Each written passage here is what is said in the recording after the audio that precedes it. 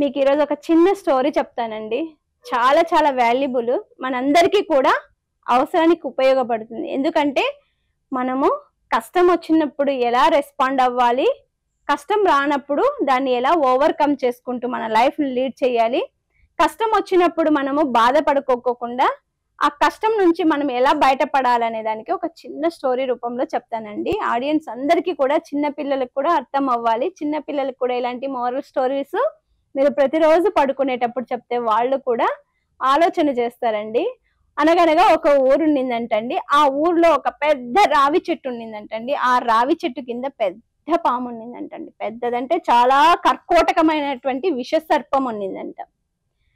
అటు ఎవ్వరు వెళ్ళినా ఆ దారి నుంచి గ్రామస్తులు ఎవ్వరు వెళ్ళినా ఆ పాము కాటేస్తుందంట. కాటేస్తే మనిషి చనిపోతున్నాడంట. కొంతకాలం ఆ దారిని వెళ్ళడమే మర్చిపోయారు జనాలు. ఎందుకంటే ఆ పామును చూసి ప్రతి ఒక్కరూ భయపడుతున్నారు. అందరూ పాము అంటే భయపడతారు కదండి, దానికి విషం ఉంటుంది కదా, మనుషులు చనిపోవడం ఎందుకు లేని ఆ దారి నుంచి వెళ్ళడమే మానేశారు. ఆ పాము అందరినీ అంత భయపెట్టేసింది. సరే అని చెప్పి ఒక రోజు ఒక యోగి, ఒక ఋషి నడుచుకుంటూ ఊరికి కొత్త నడుచుకుంటూ దారి వెంబడి వెళ్తుంటే ఆ గ్రామస్తులందరూ అతన్ని ఆపుతున్నారు. స్వామి మీరు వెళ్ళకండి, ఆ దారిలో అక్కడ ఒక పెద్ద పాము ఉంది, అది ప్రతి ఒక్కరికి దారిలో వెళ్ళే ప్రతి ఒక్కరికి ప్రాణం తీసేస్తుంది. మీరు ఎవరో ఋషుల్లాగా మహర్షుల్లాగా ఉన్నారు, మీరు చనిపోతే గనుక మా గ్రామానికి బాధ అనిపిస్తుంది. ఎందుకో తెలుసా, మీరు ఎన్నో పుణ్యకార్యాలు చేసి ఒక ఋషిగా ఉన్నారు కాబట్టి ఆ పాపం మా గ్రామానికి వద్దు, మేము మీకు ముందునే చెప్తున్నాము, మీరు ఈ ఊరు నుంచి వేరే దారిలోకి వెళ్ళిపోండి, ఇంకొక దారి ఉంది అంటే ఆయన నవ్వి వెళ్ళిపోతూ ఉన్నాడంట. నవ్వుకుంటూ వెళ్ళిపోతున్నాడు. సరే, మనం చెప్పేదైతే చెప్పాము, ఆయన వినడం వినకపోవడం ఋషులు కదా, వాళ్ళకి అన్ని తెలుసుంటాయిలే అని చెప్పి వాళ్ళు ఊరికే అయిపోయారు. సరే అని ఆ సాధువు ఎక్కడైతే కూర్చోకూడదు, ఎక్కడైతే ఉండకూడదు అని చెప్తారో అదే చెట్టు దగ్గరికి వెళ్ళి కూర్చున్నాడు. కూర్చుంటే పాము ఊరికే ఉంటుందా? ఎవడు ఇంత ధైర్యంగా వచ్చి నా అడ్డాలో కూర్చున్నాడు అని చెప్తారు కదా రౌడీలాగా. ఆ పాముకు కూడా అదే ఫీలింగ్ వచ్చింది. ఇంత భయపెట్టేశాను నేను జనాలందరికీ కూడా, భయం లేకోకుండా నా చెట్టు దగ్గరికి వచ్చి కూర్చున్నాడు అని బుస్సలు కొడుతుంది. ఆ పామును చూసి ఆ ఋషి మౌనంగా నవ్వుతున్నాడు, సంతోషంగా నవ్వుతున్నాడు. నేనంటే భయం లేకోకుండా నన్ను చూసి నవ్వుతున్నాడు అని ఆ పాము అతన్ని కాటు వేయటానికి పడగ విప్పింది.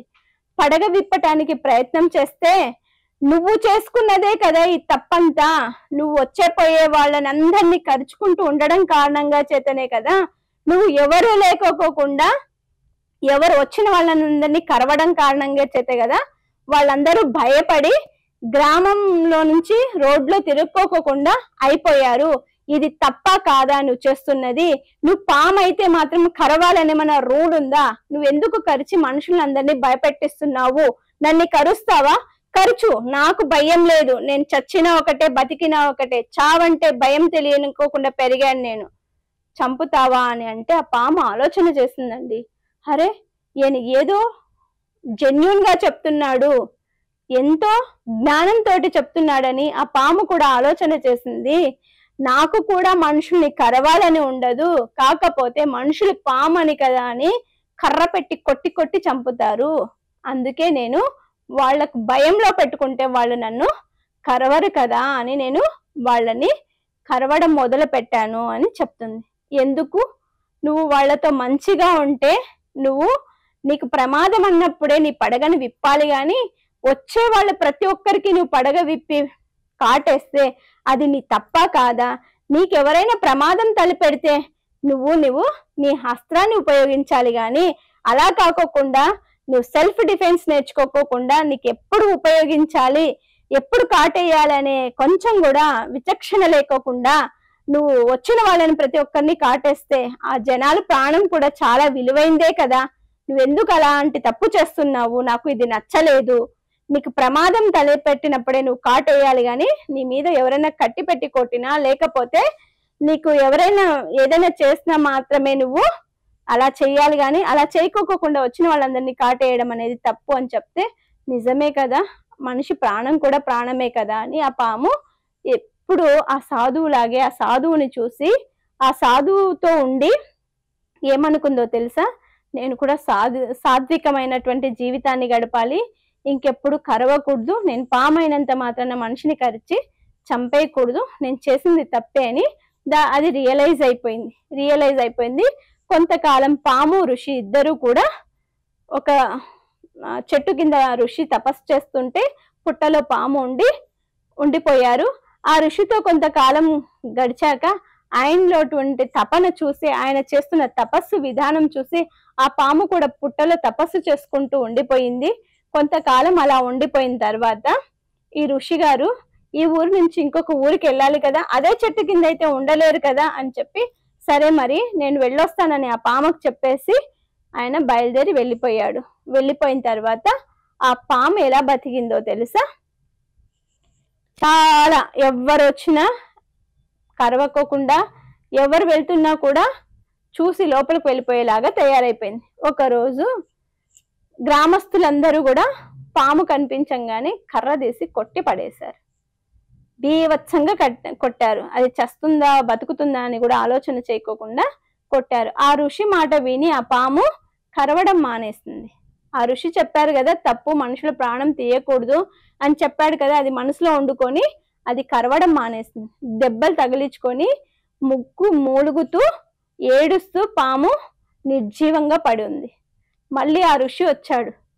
అదేంటి, నువ్వు చక్కగా ఉండేదానివి కదా, ఎందుకు ఇలా తయారైపోయావు, ఎందుకు ఇలా నువ్వు ప్రాణాపాయ స్థితిని తెచ్చుకున్నావు అని చెప్తే, మీరే కదా నాకు నేర్పారు, ఎవరిని కరవకూడదు, మనిషి ప్రాణం చాలా గొప్పది అన్నారు కదా, వాళ్ళు కొడుతున్నా కూడా నేను వాళ్ళని కాటేయలేదు నేను అన్నాను. అరే పిచ్చిదానా, నేను అలా చెప్పలేదు నీకు, ఏమని చెప్పాను, సెల్ఫ్ డిఫెన్స్ ఉపయోగించాలి, ఎప్పుడైతే అవసరమో అప్పుడు నీ అస్త్రానికి పని చెప్పాలే గాని నువ్వు అనవసరంగా కరిచి చంపేయకూడదని నేను నీకు చెప్పాను. నువ్వేం చేసావు, నీ ప్రాణం మీదకి వచ్చినప్పుడు కూడా నువ్వు కొట్టించుకొని ఏడుస్తున్నావు. నేను అది చెప్పలేదు, నీకు ప్రాణం మీద వచ్చినప్పుడే నువ్వు కాటేయి, నిన్ను ఎవరైనా కొట్టడానికి వచ్చినప్పుడే కాటేయి, అంతేగాని రోడ్లో వచ్చే వాళ్ళని వెళ్లే వాళ్ళని గ్రామస్తులందరినీ భయపెట్టద్దని నేను చెప్పాను అని అంటే, అవును కదా మీరు చెప్పింది కరెక్టే, కానీ నేనేం చేయాలో అర్థం కాక ఈ పాములాగా ఇలా దెబ్బలు తినిపించుకున్నా అని అంటారు. మనుషులు కూడా అంతేనండి, ఎవరికైనా కష్టం వస్తే గనుక మోసం చేస్తారు, వెళ్ళిపోతారు, బాధపడతారు. అది కాదు, మనకంటూ ఒక ఐడియాలజీ ఉంటుంది కదా, ఎవరితో ఎలా బిహేవ్ చేసుకోవాలి.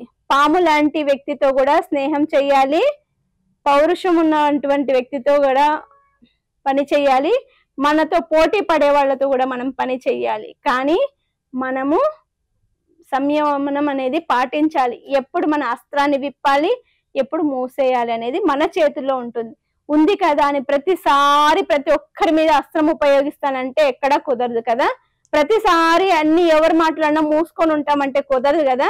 ఎప్పుడు ఏ అస్త్రాన్ని ఉపయోగించాలో మనకి తెలిసి ఉండాలి. మనకు బుర్ర ఉంది, వాళ్ళకి అలా అని చెప్పి మనం చెడు చేయాల్సిన అవసరం లేదు, వాళ్ళని కొట్టాల్సిన అవసరం లేదు, చంపాల్సిన అవసరం లేదు. మనము వాళ్ళని మన మార్గంలో తెచ్చుకోవాలి, లేకపోతే మనం వాళ్ళకి సరెండర్ అవ్వపోవాలి. వాళ్ళు మన మార్గంలోకి రాకపోయినా మనం వాళ్ళకి సరెండర్ అయిపోయినా మనం ఎగనెస్ట్ అయిపోతాం. కాబట్టి అలా కాకోకుండా కూర్చొని సంయమనంగా ఏదైనా సమస్య వస్తే పరిష్కరించుకోవాలి తప్పితే ఎవరిని కూడా కించపరచుకోకూడదు, ఎవరు కూడా తగ్గించుకోకూడదు, ఎవరి మీద కూడా అస్త్రాలు అనేటివి ప్రయోగించకూడదు. నీ దగ్గర ఎన్ని అస్త్రాలు ఉంటే వాళ్ళ దగ్గర కూడా అన్ని అస్త్రాలు ఉంటాయి. కాబట్టి ప్రతి ఒక్కరు కూడా ఈ పామును చూసి మనం తెలుసుకోవాల్సిన నీతి ఏంటంటే, ఎవరైనా మన మీదకి వచ్చినప్పుడు మాత్రమే మనము మన అస్త్రాన్ని ఉపయోగించాలి. కానీ ఊరికే మన అస్త్రాలను ఉపయోగించి ఒక ఎంప్లాయ్ మీద మనం వెళ్ళి చూపించుకోకూడదు తడాక, ఒక మనకంటే కింద మన సర్వెంట్స్ మీద కూడా మన తడాకని చూపించుకోకూడదు. ఎందుకంటే give respect and take respect. ఈరోజు మీరు ఒక మాట అంటే నేను రేపు ఒక మాట అంటాను, అనడం ఎందుకు అనిపించుకోవడం ఎందుకు కాదు కదా. కాబట్టి ఫస్ట్ ప్రతి ఒక్కరు give respect and take respect అనే ఒకటి ఫాలో అయ్యామనుకోండి, మనకి చిన్నప్పటి నుంచే స్కూల్ లెవెల్లోనే మనకి నేర్పిస్తారు కదా. కానీ అది మన విచక్షణని కోల్పోయి మనం ప్రవర్తిస్తుంటాం. ఇప్పుడు కూడా అది ఫాలో అయ్యే వాళ్ళు చాలా మంది ఉన్నారు. ఎవరైతే ఫాలో అవ్వట్లేదో కనీసం ఇప్పటి నుంచైనా ఫాలో అవ్వాలని